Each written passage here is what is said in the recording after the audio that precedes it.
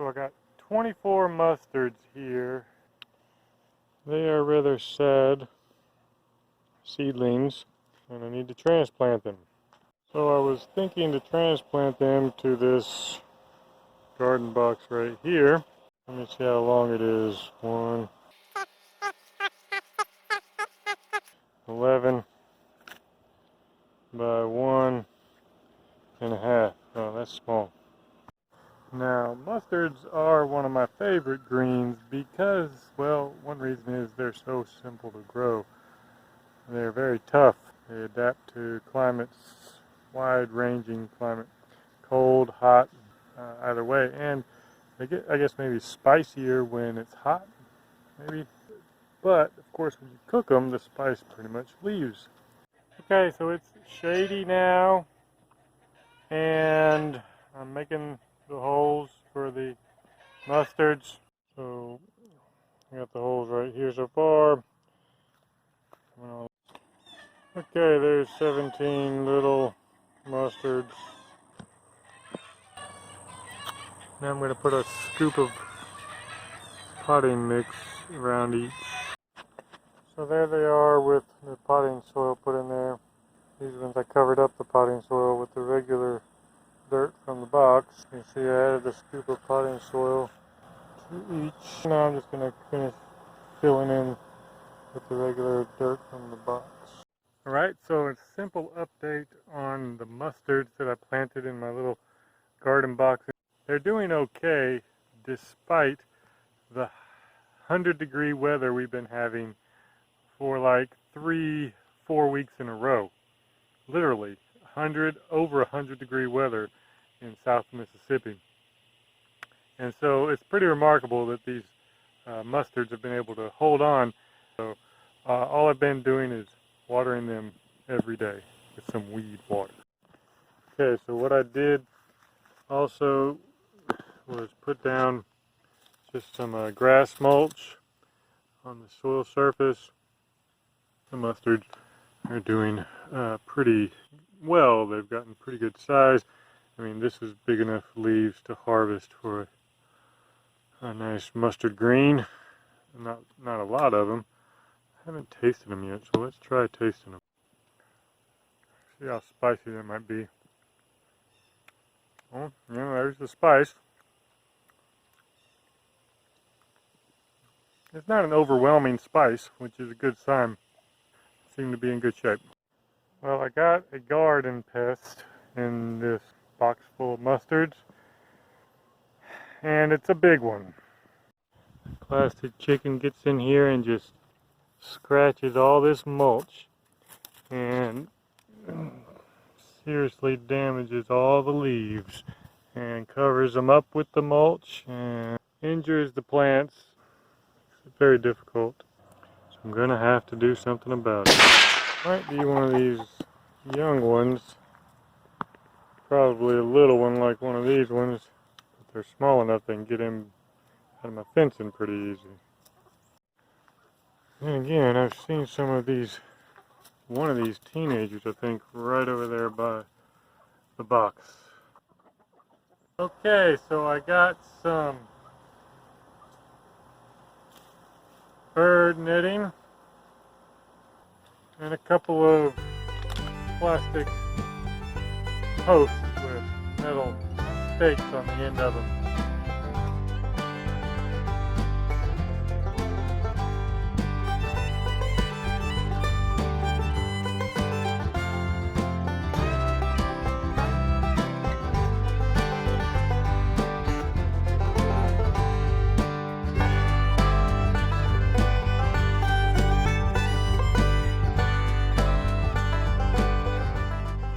Okay, it's the next morning, and pleased to report that bird netting seemed to work fine. There is no additional damage on the mustards. Mustards are looking much better this morning. Ready for the first harvest this morning.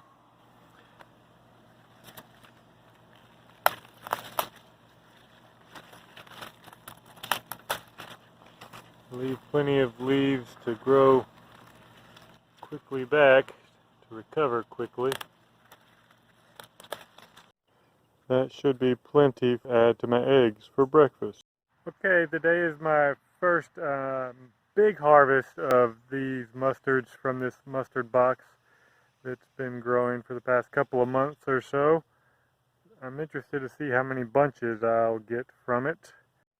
So here they are. I should have probably harvested them a week or so ago, because you can see some of these leaves are getting pretty old, worn out. You can see some of these old leaves have died down, gotten yellow and died down. If I would have harvested sooner, they might have still been good, but that'll be okay for the compost. They're all looking pretty good.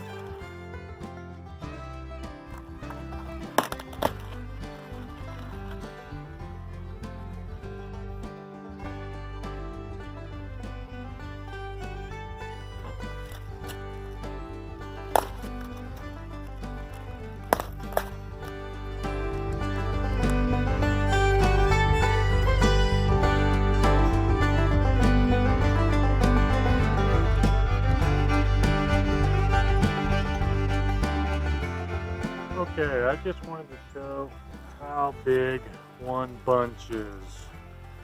One bunch is an unofficial but very common way to measure the amount of greens. One bunch, so it's going to be variable depending on where you get the bunch from, but it is essentially just one handful. You can wrap your middle finger and your thumb around the stalk. This is one bunch of mustard greens. So the recipe calls for one bunch. That's what you get, an unofficial measurement. Although I guess a big operation would inevitably tell you the weight of the bunch. Small scale folks don't really worry about the weight of it. So then you just, of course, that's what I'm doing, just wrap it up with a rubber band. And you can wrap it pretty tight. So the rubber band is practically cutting into the stalks.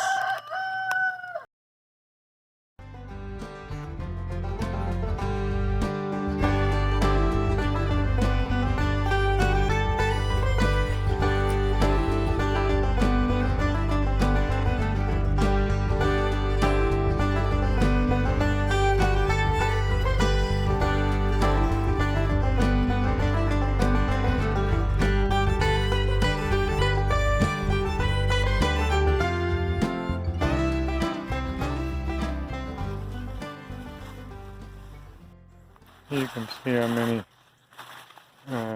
going to waste. It got yellow, didn't harvest them in time, so that's a nice bunch for the chickens. Chick, chick, chick, chick. Chick, chick.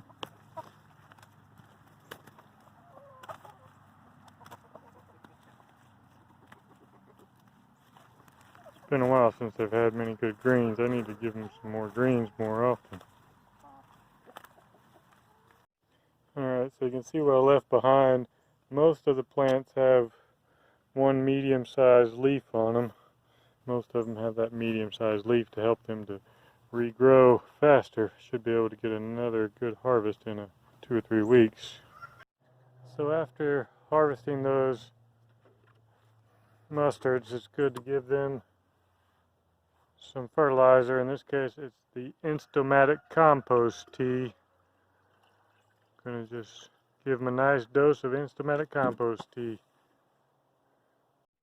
1 week later, this is how much the mustards have already regrown. I could get another harvest out of here, another bunch. I'm gonna wait probably. Oh, and I did want to mention about how to prepare mustards the easiest possible way. You know, in the South we got this traditional dish called a mess of greens, and to me that just means a mix of various greens like mustards and collards and turnips and maybe kale, though that's not as common. Probably leaving one out, but anyway, you just get a whole mess of greens mixed together, and you just chop them up and put them in a big pot with water and boil them for maybe 10 minutes, and add a little salt, and that's it. That's all you need to do for cooking them. If they're good quality greens, like these ones are, then just add a little salt, pepper, and some organic butter, and they are good, just like that. Just boiled for like 10 minutes with just those very minimal spices. And I mean, that's the easiest way to cook them and enjoy them right away. So, hope you enjoyed this episode. Thanks for watching. Like and subscribe.